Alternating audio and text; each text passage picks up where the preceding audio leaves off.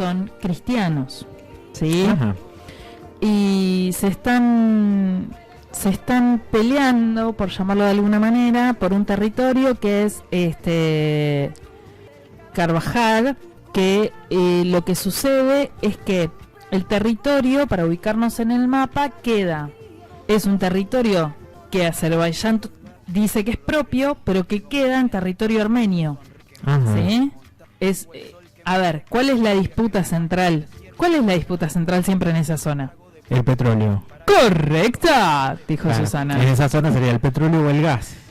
Bueno, las dos. Las dos. Las dos.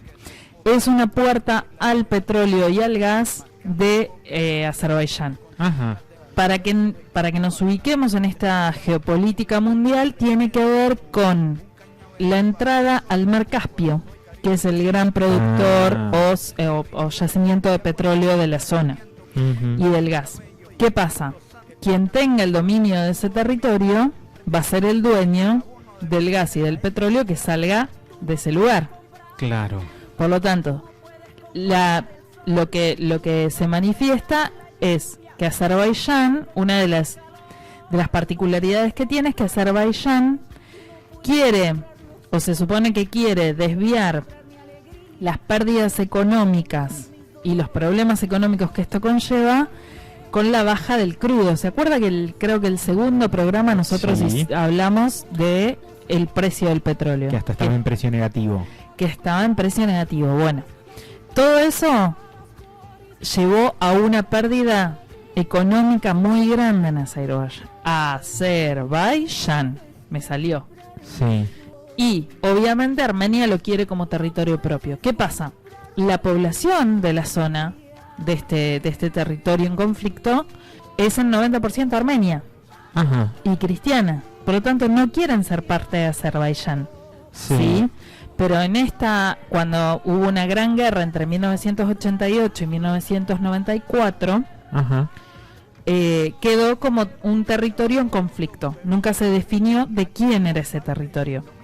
Por lo tanto, cualquiera de los dos tiene o siente que tiene derecho sobre ese territorio. ¿Sí? Son las consecuencias de estos armes y desarmes de la geografía política del mundo.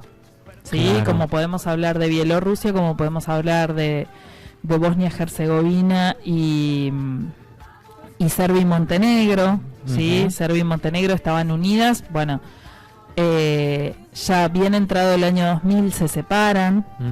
Serbia y Montenegro, y pasan a ser dos naciones en vez de una. En el caso de Armenia y Azerbaiyán están separadas, pero este territorio sigue siendo común. Y hay toda una militarización de la zona, ¿sí? Si bien, como yo les explicaba, este territorio está dentro de lo que es el territorio armenio, hay como una comunicación en ese pasillo de comunicación entre Azerbaiyán y este territorio de Kandahar. Sí. Está militarizado. ¿Bien? ¿Qué sucede? Hubo un supuesto ataque a poblados armenios por parte de Azerbaiyán, a lo que Armenia respondió bombardeando 2 helicópteros. Claro. ¿Cómo? Entonces, a medida que se van produciendo ataques bélicos, se va subiendo la tesitura de esos ataques. Y sube la tensión. Claro. Política entre ambos países. Y investigando sobre Armenia y Azerbaiyán, hay algo que me llamó muchísimo la atención, que no tiene que ver con este conflicto en particular, pero sí con estos dos países, y es la muerte de fetos o el aborto de fetos femeninos. ¿Qué quiero decir con esto? A ver. Hay una producción muy grande de abortos selectivos. ¿Qué sucede? Como fueron parte de la Unión Soviética, el aborto está aceptado y legalizado hasta la semana 12. Sí. En la semana 12 hay un estudio que se puede hacer, que nos hacemos las posibles madres, en los cuales se puede identificar el sexo del feto que va a ser bebé. ¿Sí?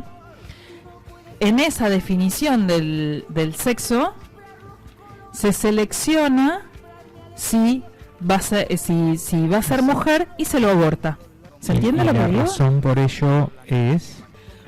No sabemos si son las energías o qué. Puede ser, para que haya más hombres. Para que haya más hombres. Claro, se quedan sin militares.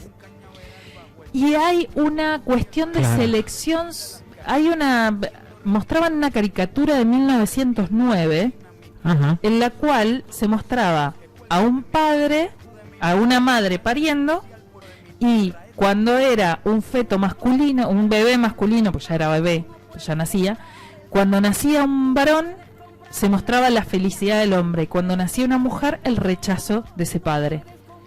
Me gustaría esa imagen cuando ese varón, como dicen en ese momento que nace, llega a tener una edad donde decida qué ser. Claro, bueno. Claro, ni siquiera se lo piensa. De pensarlo, no. Piense que estamos en territorios que son absolutamente ni hablar. Fanáticos en su posicionamiento religioso. Nunca entenderían la construcción que significa la identidad sexual. No, por favor. Nada. La verdad que más allá de la cuestión del conflicto armenio-azerí, aprendí el gentilicio de Azerbaiyán. Azerí. Me llamó muchísimo la atención y que hay campañas públicas del Estado que llevan a la no selección, que intentan generar la no selección de los fetos para que no se produzcan abortos femeninos, porque además hay una baja en la natalidad de esos países.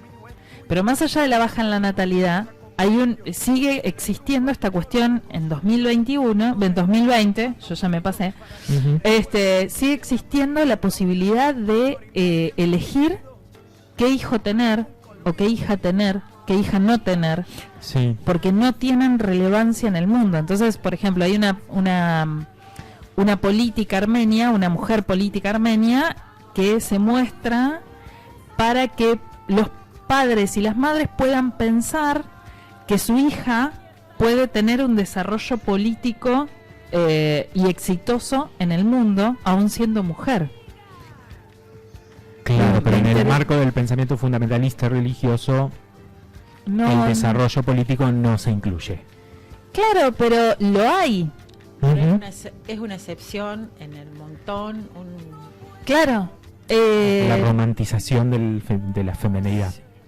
Claro, me llamó muchísimo la atención, quedé como muy flash, por eso lo traje también a internacionales, esta cuestión de que el patriarcado sigue en pie en todo el mundo y en algunos lugares muy violentamente, porque generar un aborto selectivo no tiene que ver con lo que se lucha en Argentina por la educación sexual para decidir, anticonceptivos para no abortar y aborto legal para no morir, sino que directamente tiene que ver con...